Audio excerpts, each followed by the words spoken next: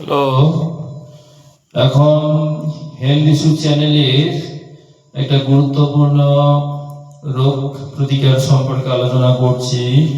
রোগটা হলো হাইড্রোসিলস, অন্ডকোষ ফুলে যাওয়া। এর হোমিওপ্যাথি ওষুধ কয়েকটা বলছি।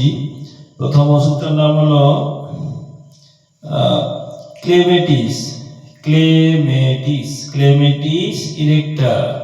ক্লেমেটিস ইরেক্টা লিখে রাখবেন ভালো করে, 2-3 বার শুনে শুনে এই ওষুধটার নাম মনে লিখে রাখবেন। ক্লেমেটিস ইরেক্টা 30 CH, এটা 2 ফোঁটা করে দিনে 3 বার আধা কাপ গরম জলের সঙ্গে খাবেন।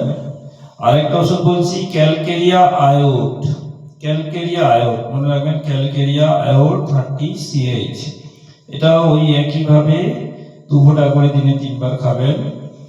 আর একটা ওষুধ আছে, সেটা হচ্ছে ক্যান্থারিস 30 CH, এটাও দিনে 2 ফোঁটা করে